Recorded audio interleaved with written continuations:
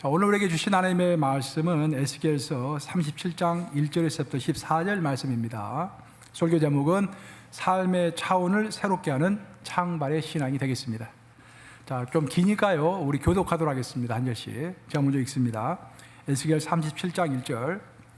여호와께서 권능으로 내게 임재하시고 그의 영으로 나를 데리고 가서 골짜기 가운데 두셨는데 거기 뼈가 가득하더라. 나를 그 뼈 사방으로 지나가게 하시기로 본즉 그 골짜기 지면에 뼈가 힘이 많고 아주 말랐더라. 그가 내게 이르시되 인자야 이 뼈들이 능히 살 수 있겠느냐 하시기로 내가 대답하되 주 여호와여 주께서 아시나이다. 또 내게 이르시되 너는 이 모든 뼈에게 대언하여 이르기를 너희 마른 뼈들아 여호와의 말씀을 들을지어다. 주 여호와께서 그 뼈들에게 이같이 말씀하시기를 내가 생기를 너희에게 들어가게 하리니 너희가 살아나리라. 너희 위에 힘줄을 두고 살을 입히고 가축으로 돋고 너희 속에 생기를 넣으리니 너희가 살아나리라. 또 내가 여호와인 줄 너희가 알리라 하셨다 하라. 이에 내가 명령을 따라 대언하니 대언할 때 소리가 나고 움직이며 이 뼈 저 뼈가 들어맞아 뼈들이 서로 연결되더라. 내가 또 보니 그 뼈에 힘줄이 생기고 살이 오르며 그 위에 가축이 덮이나 그 속에 생기는 없더라. 또 내게 이르시되 인자야 너는 생기를 향하여 대언하라. 생기에게 대언하여 이르기를 주 여호와께서 이같이 말씀하시기를 생기야 사방에서부터 와서 이 죽음을 당한 자에게 붙어서 살아나게 하라 하셨다 하라. 이에 내가 그 명령대로 대언하였더니 생기가 그들에게 들어가매 그들이 곧 살아나서 일어나 서는데 극히 큰 군대더라. 또 내게 이르시되 인자야 이 뼈들은 이스라엘 온 족속이라. 그들이 이르기를 우리의 뼈들이 말랐고 우리의 소망이 없어졌으니 우리는 다 멸절되었다 하느니라. 그러므로 너는 대언하여 그들에게 이르기를 주 여호와께서 이같이 말씀하시기를 내 백성들아 내가 너희 무덤을 열고 너희로 거기에서 나오게 하고 이스라엘 땅으로 들어가게 하리라. 합독합니다. 시작. 내 백성들아 내가 너희 무덤을 열고 너희로 거기에서 나오게 한즉 너희는 내가 여호와인 줄을 알리라. 살아계신 하나님의 말씀입니다. 최근에 제가 어떤 기도 제목이 하나 있어서 그 기도 제목을 가지고 밤낮 기도를 했습니다. 새벽에도 물론 기도하고 밥 먹을 때 하루 세 끼 밥 먹을 때도 항상 기도하고 산책할 때도 계속 기도하고 또 사무실에서 일을 할 때도 잠깐 쉬는 동안에는 꼭 기도하고 계속 기도를 했어요. 그러다가 이번 주에 문득 한 목요일 정도 문득 깨달아지는 것이 있었습니다. 깨달아진 것들 이렇게 쭉 종이를 갖다 놓고 적어봤더니 오늘의 설교가 된 거예요. 그래서 오늘의 설교는 하나님께서 나의 기도 응답으로 주신 것들을 여러분과 함께 나누는 그런 시간이 되겠습니다. 여러분들이 이제 아프리카에 가면은 남아프리카 서해안 쪽에 가면은 이제 그 바다가 있고 그 바다 근방에 나미부 사막이라는 사막이 있습니다. 그 사막에 가면은 특이하게도 한 4m 내지 5m 되는 그런 돌들이 꽤 있습니다. 사막에는 돌들이 별로 없는데 거기에는 또 돌들이 꽤 있는 거예요. 그래서 사람들이 이제 그 여행을 할 때는 그런 것이 있는가 보다라고 지나쳤는데 어떤 호기심 많은 사람들이 그곳에 가서 이게 도대체 뭔가 하고 자세히 살펴본 겁니다. 그리고 깜짝 놀라게 된 거예요. 봤더니 그것은 돌이 아니라 흰 개미 집이었던 것입니다. 이것이 깜짝 놀라게 만드는 이유는 뭐냐면은 개미가 5m짜리 자기 집을 지었다는 것은 우리 인간으로 치면은 400층짜리 건물을 지은 거예요. 여러분 퀴즈 한번 내겠습니다. 전 세계에서 제일 높은 빌딩이 몇 층짜리 빌딩입니까? 163층. 두바이에 있는 163층이 제일 높은 빌딩이에요. 근데 개미들은 400층짜리 건물을 지은 거예요. 자기 몸 크기에 비해서 어마어마한 건물을 지은 것입니다. 그래서 사람들 깜짝 놀랐는데 그 소리를 듣고 건축학자들이 그곳에 와서 탐구를 하기 시작했습니다. 연구를 해봤더니 더 놀란 사실을 발견하게 됐는데 그것을 다 그 집을 해부를 해봤더니 그 집 안에 방들이 여러 개가 있는데 그 방에서 개미들이 버섯을 재배하고 있었던 것입니다. 사람이 버섯을 재배해도 힘든데 개미들이 버섯을 재배해서 그 버섯에서 나오는 포도당 그것을 먹고 살고 있었던 거예요. 버섯을 재배한다는 사실이 더 놀라운 것은 왜냐하면 버섯은 온도와 습도에 굉장히 민감합니다. 그래서 온도를 한 30도 정도에서 계속 유지를 시켜줘야 되고 습도도 거의 비슷하게 유지를 해줘야만 잘 자랄 수 있는 것이 버섯입니다. 그런데 아시다시피 사막은 일교차가 굉장히 심합니다. 낮에는 너무너무 덥고 40도, 50도까지 올라가고 저녁이 되면 20도로 뚝 떨어집니다. 그럼 일교차가 굉장히 심하고 거기에 이제 일교차가 심하다는 소리는 습도도 변화가 심하다는 소리예요. 그럼에도 불구하고 개미들은 자기 집을 짓고 그 안에서 30도 정도의 온도를 계속 유지해 가면서 버섯을 기르고 있었던 거예요. 도대체 이것이 어떻게 해서 가능한가?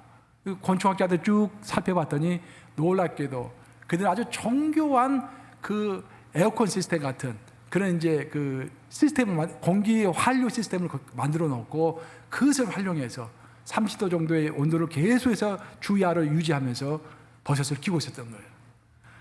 이 소문이 알려지면서 많은 학자들이 이제 그곳에 와서 연구를 하기 시작했습니다. 그리고 그런 건축 기법을 또한 응용하기 시작했어요.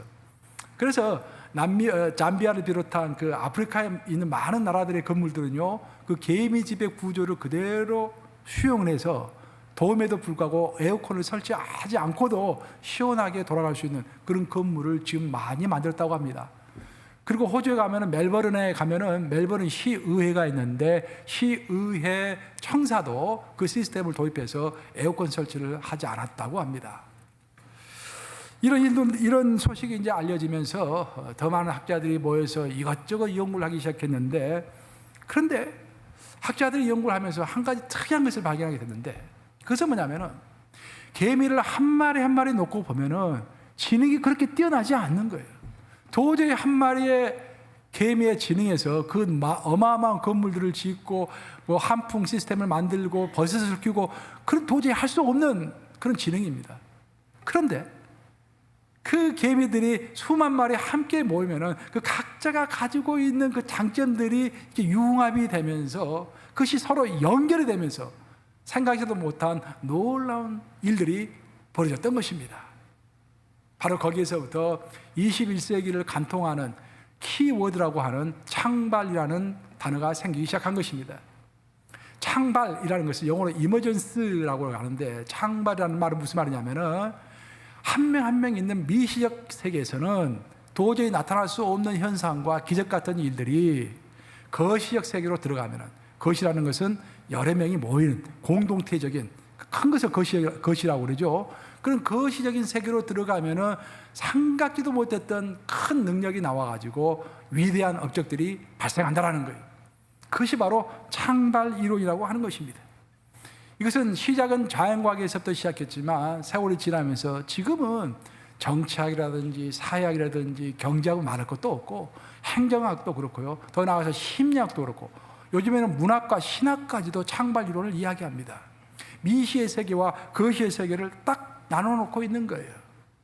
21세기의 사상이라고 했을 때 21세기의 사상을 가장 직통하는 단어로, 한마디의 단어로 쉽게 설명해봐라 라고 한다면은 21세기를 관통하고 있는 뭐 물리학이 되었든지 정치학이 되었든지 뭐 경제학이 되었든지 관통하고 있는 어떤 한 단어는 뭐냐면은 미시와 거시라는 단어입니다.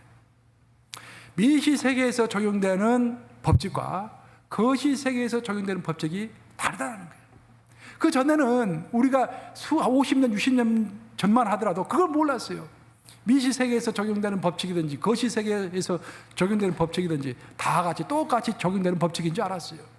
근데 세월이 지나면서 그것이 아니다라는 것이 모든 학문 분야에서 밝혀지면서 모든 진리는 하나님의 진리다. 그 원리의 바탕에 두어서 이것이 바로 하나님의 원리다라는 것을 우리 인간이 깨달아 알게 된 것입니다. 20세기에 과학을 바꾼 가장 획기적인 이제 어떤 모임이 있다고 한다면은 솔베이 회의라는 것입니다.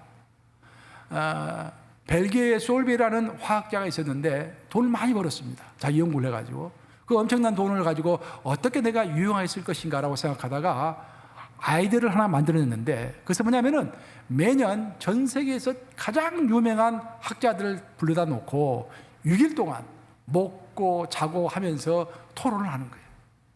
그래서 1911년부터 그 모임이 시작됐는데 지금까지도 그 모임이 이어지고 있습니다. 그리고 그 모임은 전 세계에서 제일 권위가 있는 학회, 과학 학회라고 볼 수 있어요. 제일 권위가 있는 그런 학회가 된 것입니다. 근데 그 모임 중에서도 솔베이 회의 중에서도 과학사에 길이 남을 만한 어떤 한 학회가 있었는데 그게 1927년에 10월 달에 벨기에에서 모인 제5차 솔베이 모임이었습니다. 솔베이는 그때 전 세계에서 가장 유명한 학자들 29명을 초청을 했는데 그 29명 중에서 18명이 노벨상을 받은 과학자들이었습니다. 그 살아있는 과학자들은 전부 부른 거예요. 거기에 아주 쟁쟁한 사람들이 다 모여가지고 토의를 시작했습니다. 근데 그날 닐슨 보라는 사람이 기조연설을 했는데 그 기조연설의 내용이 뭐냐면은 이제 불확실성의 원리라는 그 연설을 했어요. 이게 유명한 연설입니다. 이제 그게 uncertainty principle이라는 거예요. 그 내용은 뭐냐면 결론은 뭐냐면은 우리는 일상의 삶을 살아갈 때 내 몸무게가 몇인지, 내 키가 얼마인지, 또 이 교회의 부피가 얼마인지, 또 자동차는 어느 속도로 가고 있는지 다 측정을 할 수 있지 않겠습니까? 근데 어느 미세한 세계로 들어가면은 그 미시적인 세계죠. 전자와 같은 미시적인 세계로 들어가면은 도저히 정확하게 측정을 할 수 없다는 거예요. 측정할 때마다 그 크기가 바뀌고, 측정할 때마다 그 온도가 바뀌고, 그 측정할 때마다 그 속도가 바뀐다는 거예요. 그래서 미시의 세계로 들어가면은 어떤 것을 정확하게 측정할 수 없고 단지 확률적으로 이것이 이 정도에서 이 정도까지의 크기일 것이다 라고밖에 말할 수 없다는 거예요. uncertainty, 불확실하게 말할 수밖에 없다는 거예요. 거기에 많은 학자들이 반발을 하기 시작했습니다. 아니 이 세상의 자연세계는 정확하게 측정을 하고 모든 것이 인과관계에 의해서 원인이 있으면 결과가 있는 것으로 모든 것이 법칙이 있는 법인데 어찌하여 모든 것을 확률적으로 계산하느냐. 신은 주사위 놀이를 하지 않는다라는 그렇게 주장하는 사람들이 있는가 반면에 아니다. 모든 세계는 미시의 세계와 거시의 세계로 나누어서 미시의 세계에서 적용되는 법칙이 거시의 세계에서도 그대로 적용되는 것은 아니다라고 주장하는 학자들이 딱 두 표로 나눠가지고 그 솔베이 회의, 제5차 솔베이 회의에서 그 기록을 읽어보면은요, 잠잘 때 빼놓고 아침부터 시작해가지고 밥 먹을 때까지 계속해서 두 파로 나눠져가지고 디베이트를 합니다. 그게 가장 유명한 제5차 솔베이 회의입니다. 과학사를 읽어보면 아주 유명하게 나와요. 그래서 세월이 쭉 흘렀습니다. 누가 이겼을까요? 나중에 이제 여러 가지 연구 결과를 통해서 진실이 밝혀지기 시작하는데 실제로 세월이 가면 갈수록 모든 세계는 미시와 거시의 세계로 나누어지고 미시의 세계에서 적용되는 법칙이 거시의 세계에서 그대로 적용이 되지 않는다라는 것이 밝혀지게 된 것입니다. 그래서 요즘에 학문은 주목하는 것이 뭐냐면은 그러면 어디까지가 미시고 어디까지가 거시인가라는 거예요. 그렇죠?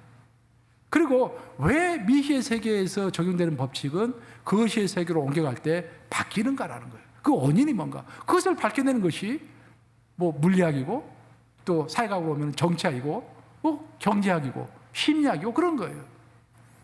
예를 들어보면 심리학도 이런 이야기가 있어요. 심리학의 최대 이슈 중에 하나가 뭐냐면은 우리의 뇌 있지 않습니까? 뇌와 우리가 태어날 때부터 가지고 있는 진, 유전자 있지 않습니까? 내 뇌와 유전자가 내 종교심에 얼마만큼 영향을 미치는가라는 거예요. 자, 우리가 생각을 해보십시다. 어떤 사람은 딱 얼굴을 볼 순간부터 야, 이 사람은 뭔가 거룩함이 있다라고 느껴지는 사람이 있어요. 그렇죠? 우리 교회에 누가 그럴까? 딱 보는 순간부터 이 사람은 거룩함이 느껴진다. 그 사람은 누가 시키지도 않았는데도 열심히 새벽에 나와서 기도해. 누가 시키지도 않았는데 아주 몸을 부스려가지고 교회를 위해서 열심히 봉사를 해. 예? 그런 사람이 있더라는 거예요. 왜 그런 사람은 그럴까? 그 사람은 태어날 때부터 뇌 구조가 종교성을 가지고 태어났다는 거예요. 태어날 때부터 그 지인이, 그 유전자가 어머니로부터 아버지로부터 받은 유전자 자체가 종교성을 가지고 태어났다는 거예요. 그것이 1940년대, 50년대 행동 심리학의 결론입니다. 그렇게 이해를 하고 있었어요. 그래서 바로 그것 때문에 가톨릭에서는 한때 성도들의 기도를 유도해 주기 위해서, 성도들이 기도하는 것을 도와주기 위해서 큰 실험을 합니다. 제가 이제 그것은 한 20년, 30년 전에, 30년 전에, 벌써 30년 됐거든요. 제가 이제 박사과정 공부할 때 읽었던 책인데, 그 책을 보면은 기도와 기질이라는 그 책입니다. 기질과 기도라는 책이에요. 이제 그 한국어는 번역이 안 됐는데 아주 유용한 책입니다. 캐톨릭에서 수만 명의 자기 캐톨릭 성도들 대상으로 해가지고 조사를 한 거예요. 왜 어떤 사람은 오래 기도하고 왜 어떤 사람은 오래 기도하지 못할까? 왜 어떤 사람은 기도할 때 항상 큰 소리로 기도하고 어떤 사람은 기도할 때 그냥 가만히 앉아서 기도할까? 왜 어떤 사람은 혼자 골방에 들어가면 힘이 나지 않고 자동차만 딱 탔다면 그때서 기도가 나오는가? 어떤 사람은 항상 기도하려고 통성으로 기도하고 모여서 기도할 때는 시무룩하게 했는데 설거지만 할 때 기도가 되는 거예요. 어떤 사람은. 그 이유가 뭔가? 그걸 밝히는 거예요. 그 결과가 나왔는데 뭐냐면은 인간의 기질이 기도에 큰 영향을 미친다라는 것입니다. 기질 자체가 어떤 사람은 무릎 꿇을 때 기도가 잘 나오는 사람이 있고 소리 낼 때 기도가 잘 나오는 사람이 있고 어떤 사람은 그냥 길을 걸어가면서 기도할 때 이 기도가 잘 나오는 사람도 있고 기도가 이렇게 다 다르다는 거예요. 저는 그때 마오라는 사람이 있어요. 지금은 이제 리처드 마오인데 그분 지금은 이제 물러났을 거예요. 그 풀러 신학교 LA에 있는 그 풀러 신학교의 총장이 리처드 마오입니다. 리처드 마오가 쓴 글을 내가 이제 쭉 읽어봤는데 그 사람이 책을 한 권 펴가지고 제가 사서 한번 읽어봤어요. 근데 그 서문회가 그렇게 나와요. 기도에 관한 책인데 자기가 신학대학교 총장을 하면서 항상 죄책감을 가지고 있었대요. 그 이유가 뭐냐면은 자기는 이 평상시 무릎 꿇어서 기도하면 기도가 안 된다라는 거예요. 그 기도를 평소에 그렇게 많이 못했다라는 거예요. 그런데 자동차만 타고 운전대만 딱 잡으면 그때부터 기도가 나온대요. 그래서 자동차 타는 시간 외에는 기도를 별로 하지 않았다라는 거예요. 그래서 항상 죄책감을 가지고 있었는데 그 캐톨릭에서 나온 그 기질과 기도라는 책을 읽어보고 나서 자기의 죄책감이 없어졌다라는 거예요. 하단에 거기까지입니다. 이게 캐톨릭에서 나온 책들이. 하지만 그 이론들이 나중에 가면서 또 바뀌게 됩니다. 2011년에 종교성의 행동 유전학이라는 책이 나와요. 유전학자들이 연구를 한 것입니다. 진짜 종교성이라는 것은 내외 구조와 진, 유전자 영향만 받는 것인가, 다른 요인은 없는 것인가 라고 조사를 한 거예요. 근데 그들이 자세하게 조사를 해봤더니 먼저 우리의 종교성은요, 내 두뇌 구조와 내 유전자 영향을 받는 것은 사실입니다, 여러분. 어느 정도 영향을 받아요. 하지만 그것만이 전부는 아니라는 거예요. 그 사람이 처한 시대 상황, 그 사람이 처하고 있는 시대 정신, 그리고 그 사람이 처하고 있는 가정 환경, 자기 교회 상황, 그 모든 것이 결합해가지고 그 사람의 종교성이 나온다라는 거예요. 그래서 두 가지 다 영향을 미치는 것이지 한 가지만 영향을 미치는 것은 아니다. 그 미시적인 것만 영향을 미치는 것이 아니다. 그 거시적인 시대 상황도 그 사람에게 영향을 미친다라는 것이 오늘날의 심리학자들이 갖고 있는 결론인 것입니다. 미시와 거시의 구별은요, 심리학뿐만 아니라 우리 신앙에서도 그대로 적용이 됩니다. 미국을 가장 대표하는 신학자 한 명을 꼽아라라고 한다면은, 현대 신학자 한 명을 꼽아라 한다면은 바로 라이놀드 니버죠. 이미 별세하셨지만 그 라이놀드 니버가 유명한 책 한 권을 썼습니다. 저도 그 책을 읽고서 큰 감명을 받았었는데 그게 말하고 그 책 제목이 Moral Man and Immoral Society, 즉 도덕적인 개인 하지만 비도덕적인 사회라는 책입니다. 1932년에 출판을 했는데 그 책을 읽어보면은 좀 뭔가 성경을 읽을 때 잘 이해가 되지 않고 신학을 공부해도 잘 이해가 되지 않는 간지러운 부분들이 좀 있는데 그런 것들을 정확하게 꼬집어서 설명을 하고 있습니다. 그 책의 내용은 그런 거예요. 어떤 경건한 크리스찬 한 명이 있어. 교회를 잘 다니고 있어. 근데 그 사람이 혼자 있을 때는 기도도 잘하고 아주 상식적이고 아주 경건하고 좋은 사람인 거야. 훌륭한 사람인 거야. 근데 그런 사람이 한 두 사람 이상이 모이면은 그 군중성에 숨어가지고 전혀 상상도 할 수 없었던 행동들을 한다라는 거예요. 군중 심리라고도 할 수 있겠죠. 어찌 보면은. 그러면서 그 두세 사람이 4명이 되고 5명이 되고 모이면은 어떤 immoral society, 비도덕적인 사회를 만들어 간다라는 거예요. 그러면서 라이놀드 니버가 결론을 내린 것은 바로 사람이 혼자 있을 때와 여러 명 있을 때의 행동은 같을 수가 없다. 그래서 그 책 제목이 Moral Man, Immoral Society. 그래서 라이놀드 니버가 자기의 그 생각을 가지고 하나님께 기도를 했는데 그 기도가 오늘날 유명합니다. 그 기도문이 이렇게 돼요. 살아계신 하나님, 내가 바꿀 수 없는 것을 직면했을 때는 그것을 받아들일 수 있는 평온함을 주시고 내가 바꿀 수 있는 것에 직면했을 때는 반드시 바꿀 수 있는 용기를 저에게 허락하여 주시옵소서. 하지만 더 중요하게는 무엇이 바꿀 수 있는 것인지, 무엇이 바꿀 수 없는 것인지 그것을 분별할 수 있는 분별력을 저에게 주시옵소서. 우리 인간은 하나님 앞에 홀로 서면은요, 나를 바꿀 수가 있습니다. 하나님과 대면하면서 주여, 내가 어찌 이런 행동을 해야 합니까? 저를 바꿔주시옵소서 하고 스스로의 결단에 의해서도 나를 바꿀 수가 있는 거예요. 하지만 하나님의 섭리로, 하나님의 허락하심으로 이루어지는 거시적인 측면의 큰 일들은요, 내가 원해도 바꿀 수 없는 일들이 많이 있습니다. 우리는 분별해야 돼요. 어떤 것은 내가 바꿔야 되고 바꿀 수 있는 것인지, 어떤 것은 내가 바꿀 수 없고 하나님께 맡겨야 하는 것인지, 어떤 것이 어디까지가 미시의 세계이고 어디서부터가 내가 바꿀 수 없는 거시의 세계인지, 이것을 분별하는 것이 바로 신앙의 깊이인 것입니다. 성경의 세계에서도 똑같이 미시와 거시가 적용이 됩니다. 미시의 세계에서는 보잘것 없었던 일들이 거시의 세계로 가면서 창발의 이야기, 창발의 이론, 막 거창하게 올라오는 그런 일들을 성경은 많이 언급하고 있습니다. 구약에서 창발 이론이 나오는, 거시의 창발 이론이 나오는 가장 대표적인 성경 구절이 레기입니다. 레기 26장 8절 말씀인데 한번 같이 읽어보겠습니다. 26장 8절 같이 읽습니다. 시작. 또 너희 다섯이 백을 쫓고 너희 백이 만을 쫓으리니 너희 대적들이 너희 앞에서 칼에 엎드려질 것이며. 이스라엘 백성을 한 명 한 명 뜯어놓고 보면은 보잘것 없는 사람들이야. 이 레기란 책이 언제 써졌습니까? 모세가 광야 40년 동안 쓴 책이 바로 레기입니다. 이스라엘 백성 한 명 한 명을 보면은 애굽에서 종사를 했던 별 볼 일 없는 심약한 그런 족속들이라는 거예요. 근데 그 족속이 5명이 함께 모이면은, 한 명이 없을 때는 아무것도 아닌데 5명이 함께 모여서 미시의 세계에서 거시의 세계로 옮겨갔더니 큰 힘이 생겨가지고 적을 100명이나 물칠 수 있다는 거예요.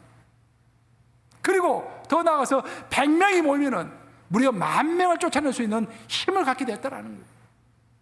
그러면서 성경은 왜 미시의 세계, 홀로 있는 미시의 세계가 뭉쳐있는 그룹의 세계, 거시의 세계로 옮겨갈 때 그 무엇이 작동을 해서 이런 큰 힘이 생기는가, 그것을 설명해 주고 있는 것이 바로 성경인 것입니다. 신약의 시대에 와서도 우리 예수님은 이런 위대한 말씀하셨어요. 마태복음 18장 20절 말씀이죠. 한번 같이 읽어보겠습니다. 마태복음 18장 20절 시작. 두세 사람이 내 이름으로 모인 곳에는 나도 그들 중에 있느니라. 우리 성도가 한 명 한 명 따로따로 집에 있으면 기도를 별로 못해. 마음만 기도를 열심히 하겠다고 해도 기도를 잘 못해. 예배 열심히 드려야지 라고 딱 인터넷 틀어놓고 유튜브 앞에서 딱 앉았는데 목이 마르면 가서 그냥 음료수 마시고 그냥 또 피곤하면 그냥 들어놓고 예배 태도가 엉망이야. 맞죠 여러분? 그래서 모여서 우리가 예배 드리는 거예요 이렇게. 그렇지만 이 한 사람이 아니라 그 한 사람이 두 사람이 되고 세 사람이 되고 네 사람이 모여서 함께 기도하면 엄청난 능력이 나온다라는 거예요. 바로 그것이 하나님이 임재하신다라는 것입니다. 미시의 세계와 거시의 세계가 어떻게 다른가라는 것을 적나라하게 설명해 주고 있는 대목입니다. 더 나아가서 오늘 본문은 미시의 세계와 거시의 세계가 어떻게 다른지를 적나라하게 설명해 주고 있는 그 구절이라고 하겠습니다. 오늘 본문 이야기는 에스겔서에 나오지 않습니까? 에스겔은 아시다시피 바벨론 포로로 끌려갔던 사람입니다. 그발 강가에서 신세 한탄을 하고 하나님께 울부짖으며 왜 우리가 이런 삶을, 포로의 삶을 살아야 합니까? 라고 울부짖고 절망 가운데 있을 때 그때 하나님께서 환상 가운데 나타나서 에스겔에게 해주신 말씀이 오늘 본문 37절 37장 에스겔 37장 4절에서부터 10절 말씀입니다. 내용이 좀 길어가지고 내가 중요한 것만 요약을 했는데 한번 같이 읽어보겠습니다. 에스겔 37장 4절에서부터 10절 시작. 너희 마른 뼈들아 여호와의 말씀을 들을지어다. 내가 생기를 너희에게 들어가게 하리니 너희가 살아나리라. 태어날 때 소리가 나고 움직이며 이 뼈 저 뼈가 들어맞아 뼈들이 서로 연결되더라. 그들이 곧 살아나서 일어나 서는데 극히 큰 군대더라 라고 되어 있습니다. 지금 이스라엘 백성들은 포로 생활을 하고 있기 때문에 아무런 소망이 없는 백성들입니다. 그 바빌론 사람들의 눈치만 보고서 하루하루 연명하기에 급한 사람들이에요. 너무도 연약하고 소망조차도 전혀 없습니다. 그런데 이 마른 뼈 같은 사람들에게 하나님의 호흡, 그 하나님의 생기가 들어가자 놀랍게도 그 마른 뼈들이 연결되더라라는 거예요. 연결되면서 큰 군대가 되더라라는 것입니다. 이스라엘 백성들이 포로 생활하면서 뿔뿔이 흩어져 가지고 각자 하나님 앞에 섰을 때는 마른 뼈와 같았고 아무 힘이 없었는데, 그것이 거시의 세계로 들어가서 하나님께서 생기를 불어넣어 주시고 하나님의 능력이 임하니까 그 뼈들이 함께 뭉쳐지고 힘줄이 생기고 살이 올라오고 그 힘이 뭉쳐지면서 놀라운 큰 군대가 되는 역사가 일어났다는 거예요. 여기서 우리는 큰 비밀을 알 수 있는 것입니다. 많은 학자들은 오늘날 그 어떤 학문 분야가 됐든지 왜 미시의 세계와 거시의 세계에서 적용되는 법칙이 다른 것인가? 뭐 경제학도 그렇잖아요. 미시 경제가 있고 거시 경제가 있지 않습니까? 그 법칙이 각각 다른 거예요. 왜 그럴까? 서로 많은 이야기를 합니다. 근데 성경은 아주 명확하게 이야기를 하고 있는 거예요. 미시의 세계와 거시의 세계가 다른 이유는 하나님이 생기를 불어넣어 주기 때문에 미시의 세계에서 살아가는 사람도 하나님의 생기를 받으면은 거시의 세계에서 승리할 수 있다는 것입니다. 인간은 어려움에 처할 때 일단 내가 가지고 있는 것이 무엇인가를 잘 살펴봅니다. 내가 지금 가지고 있는 무기가 얼마나 있는가, 내가 가지고 있는 리소스가 얼마나 있는가 잘 살펴보는 거예요. 또 내가 대처할 수 있는 방안이 무엇인가를 생각해 봅니다. 그리고 아무리 생각해 봐도 이길 수 있는 소망이 없다고 생각할 때 우리는 절망하게 됩니다. 여러분도 그런 사건들 많이 경험하시죠? 아무리 생각해 봐도, 내가 앉아서 아무리 주판 하나를 튕겨 보아도, 아무리 계산기를 두드려 봐도 일어설 수가 없을 것 같아. 내가 망할 것 같아. 내가 무너질 것 같아. 그죠? 그런 생각이 들 때가 있다는 거예요. 그런데 오늘 본문 말씀에 의하면 하나님의 생기가 그쪽에 들어갔을 때 미시의 세계에서 거시의 세계로 올라오면서 그 세계가 바뀌면서 하나님의 생기가 들어가면서 그것들이 합쳐지면서 생각지도 못한 창발의 차원, 일어섬의 차원이 일어난다라는 그런 말입니다. 바로 그래서 우리는 기도할 때 소망 가운데 기도해야 할 줄로 믿습니다. 그러니까 현실을 바라보면서 기도하면 소망이 없어요. 근데 하나님의 능력을 바라보면서 기도하면 소망 가운데 있게 되는 것입니다. 내가 가지고 있는 자원이 아무리 별별 일이 없다고 할지라도, 아무리 생각해봐도 승리할 수 있는 그 승산이 전혀 없을 것처럼 생각이 된다고 할지라도 하나님의 생기가 들어오면은 큰 군대가 된다는 것을 잊지 마시기 바랍니다. 예수님이 베세다에 가셔서 산 위로 올라가셨습니다. 베세다 산 위로 올라가셔가지고 제자들과 함께 있었는데 수많은 사람들이 예수님을, 산 위에 있는 예수님을 보고서 예수님께 모여들기 시작했습니다. 장정만 5천 명이 모였기 때문에 어린아이와 그 아이들까지 합치면, 어린아이와 여자들까지 합치면은 2만 명이 넘는 사람이 예수님 주위로 몰려들었습니다. 예수님은 이들을 보시고 불쌍히 여기셨습니다. 왜? 밥 먹을 때가 됐는데 아직 밥도 못 먹은 거예요, 이 사람들이. 그러니까 가지고 온 음식도 없어요. 주로 예수님을 따랐던 사람들은 가난한 사람들이 많이 따랐지 않습니까? 먹을 음식도 없는 거예요. 예수님이 그것을 보고 불쌍히 여기셔가지고 빌립을 부릅니다. 재정부장 빌립. 우리 교회 재정부장 박서재장로고 예수님의 재정부장이 빌립이에요. 불러가지고 물어본 것입니다. 빌립아, 내가 저들을 먹여야 할 것 같은데 어떻게 할까라고 물어봅니다. 근데 빌립이 뭐라고 대답했습니까? 예수님, 제가 방금 계산을 해봤더니 이들에게 조금씩이라도 입에 풀칠이라도 할 수 있을 정도로 조금씩이라도 나눠준다고 할지라도 200데나리온 이상의 돈이 듭니다 라고 이야기한 거예요. 200데나리온이 얼마냐? 아주 쉽게 이야기하면은 오늘날로 말 것 같으면 한 2만 불 됩니다. 2만 불. 2만 불이 있어야 이 많은 사람들에게 입에 풀칠이라도 할 수 있을 정도가 돌아갑니다. 그렇게 이야기를 하는 거예요. 그때 예수님은 안드레를 불렀습니다. 근데 안드레가 이렇게 답변을 해요. 예수님, 저는 어떻게 이 사람들을 먹여야 할지 잘 모르겠습니다. 하지만 확실한 것은 뭐냐면은 여기 내가 한 아이를 만났는데 이 아이가 2마리의 물고기와 5개의 보리떡을 가지고 있습니다. 이거라도 예수님 받아주시옵소서 라고 예수님께 드리죠. 그랬죠. 예수님께서 그 오병이어를 받으시고 난 다음에 모든 사람들 부르셔가지고 자리에 다 앉아있으라고 그러죠. 그래서 거기서 기적을 베푸시는데 바로 그 기적이 무슨 기적이다? 오병이어의 기적인 것입니다. 장정만 5천 명, 어린아이와 부재자까지 합치면 2만 명을 먹인 사건인 것입니다. 여기서 우리가 알 수 있는 것은 이 세상에는 빌립과 같은 기적의 수동자가 있는 반면에 이 세상에는 안드레와 같은 기적의 능동자가 있는 것입니다. 기적의 수동자는 항상 계산을 먼저 합니다. 그렇죠? 계산을 먼저. 아무리 계산해봐도 안 됩니다, 목사님. 우리 큰일 났습니다. 이 이야기를 하는 거예요. 그것이 바로 빌립의 믿음입니다. 하지만 기적의 능동자는 다릅니다. 현재 내가 가지고 있는 것을 개별적으로 살펴보면은 도저히 헤쳐나갈 수 없을 것처럼 보입니다. 그런데 내가 가지고 있는 그 별볼일 없는 것들에게 하나님의 호흡이 들어갔을 때, 생기가 들어간다고 그랬죠? 하나님의 호흡이 들어가고 예수의 능력이 들어갔을 때는 그것이 큰 군대가 되는 것입니다. 에스겔서 오늘 본문 말씀에 나오는 하나님의 큰 군대가 되는 것이고 바로 2만 명을 먹을 수 있는 큰 능력으로 변화가 되는 것입니다. 왜 어떻게 해서 불가능이 가능으로 바뀌는 것일까? 어떻게 해서 미시의 세계에서 불가능한 것들이 거시의 세계에서는 가능하게 되는 것일까? 그 중간 역할이 바로 하나님의 호흡인 것입니다. 우리의 믿음인 것입니다. 우리 모두 기적의 능동자로 살아갈 줄로 믿습니다. 만약 우리가 빌립과 같은 기적의 수동자가 되어서 살아간다면 우리에게는 믿음이 없다는 그런 말입니다.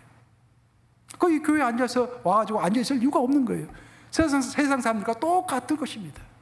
교회를 우리가 치료해가면서 교회를 이렇게 함께 해나가면서 우리 이것도 따지고 저것도 따지고 이것도 안 되고 저것도 안 된다면은 그럼 우리 교회의 믿음이라는 것이 어디 가버린 것입니까? 그렇죠? 어떤 일이 벌어진다고 할지라도 그 마른 뼈들을 생기로 바꾸시는 하나님, 그 생기를 불어넣어서 큰 군대로 바꾸시는 하나님, 그런 믿음이 우리에게 있어야 할 줄로 믿습니다. 이제 말씀 마무리합니다. 우리의 신앙생활을 돌아볼 때 우리가 아무리 결심만으로 또 우리가 아무리 노력해도 노력만으로 또 우리가 아무리 사명을 받았다고 해도 사명만으로 이루어지지 않는 일들이 있습니다. 결심, 노력, 사명은 모래와 시멘트 같은 것입니다. 우리가 어떤 큰 건물을 지으려고 할 때 가장 먼저 모래가 필요하고 시멘트가 물론 필요하죠. 그것이 바로 우리의 능력이고 그것이 바로 우리의 결단이고 그것이 바로 우리의 사명입니다. 모래와 시멘트를 있는 거예요. 하지만 물이 없으면 아무리 많은 시멘트가 있고 아무리 많은 모래가 있다고 할지라도 조그만 건물 하나도 세울 수가 없는 것입니다. 그 물이 있어야 하는 것입니다. 그 물이 무엇일까? 그것이 바로 하나님의 호흡이요 하나님의 생기일 줄로 믿습니다. 우리는 그 생기 안에 있기 위해서 매일 진지하게 하나님의 말씀을 마주하고 하나님 앞에서 눈을 감고서 심각하게 기도해야 할 줄로 믿습니다. 그냥 말씀을 보는 것이 아니라 어떤 질문을 가지고 아주 파는 듯한 그런 자세를 가지고 끈질기게 하나님께 물을 줄로 믿습니다. 기도할 때도 진지하게 깊이 있게 기도할 줄로 믿습니다. 생기가 들어오소서, 마른 뼈를 움직여 주시옵소서, 큰 군대가 되게 해 주시옵소서 라고 외칠 때 그 하나님의 생기가 우리와 함께하여 주시면서 우리가 이해할 수 없는 차원으로 들어가면서 개미를 개별적으로 보면 도저히 5m짜리 개미집을 지을 수가 없는데 개미가 연합했을 때 시너지 효과가 나오면서 5m짜리 큰 개미집이 완성되는 그 놀라운 역사가 우리에게도 있을 줄로 믿습니다. 하나님의 생기로 마른 뼈와 같은 내 인생이 창발의 역사가 생기는 것을 목격하게 될 것입니다. 마른 뼈 하나하나는 땅속에 묻혀야 하는 아무런 값어치가 없는 것들입니다. 마른 뼈땅이 아닙니까? 땅속에 묻히면 그것입니다. 그만입니다. 하지만 그 마른 뼈가 하나님의 생기가 들어가면은 그것들이 연합해서 생각지도 못한 큰 군대가 되는 것입니다. 그것이 창발의 역사인 것입니다. 여러분의 인생에 그 어떤 도전이 온다고 할지라도 여러분이 가지고 있는 것을 너무 미시적으로 보면서 한탄하지 마시기 바랍니다. 미시의 세계에서 보면 어려울 수가 있어요. 근데 하나님의 능력이 더해져서 하나님의 온기가 들어가서 그것이 거시의 세계로 들어가면은 우리가 전혀 상상치도 못했던 큰 일이 벌어질 수가 있는 것입니다. 오히려 그 가지고 있는 것들이 하나님의 생기를 받아서 연결됨으로 놀라운 승리의 역사, 창발의 역사가 있기를 우리 주님의 이름으로 축원합니다. 기도하셨습니다. 주님, 우리는 가끔씩 내 삶에서 벌어지는 일들을 보면서 이것저것 계산을 해봅니다. 도저히 안 되겠다고 찬양하곤 합니다. 근데 주님은 마른 뼈에다가 주의 생기를 불어 넣어 주심으로 큰 군대가 되게 하셨다라는 놀라운 진리의 말씀을 저에게 들려주셨습니다. 주님, 우리 성도들 각자의 삶에서, 각자의 삶의 터전에서, 가정에서, 직장에서 절망 가운데 있습니까? 어려운 가운데 처해 있습니까? 아버지, 미시적으로 계산하는 그런 차원에서 멈추는 것이 아니라 도우시는 하나님의 생기를 항상 인식할 수 있도록 도와주시고, 도우시는 하나님의 능력을 바라볼 수 있도록 인도해 주시사 마른 뼈들이 뭉쳐서 큰 거룩한 군대가 되는 노란 역사가 우리 성도들의 삶에 있기를 위하여 간절히 기도합니다. 역사하여 주시옵소서. 절망하지 않도록 인도해 주시고, 오히려 그 어려울 때 하나님을 의지하심으로 저 하나님의 군대로서 승리하는 노란 역사 우리 성도들의 삶에 있기를 위하여 간절히 기도하올 때 예수 그리스도를 받들어 기도합니다. 아멘.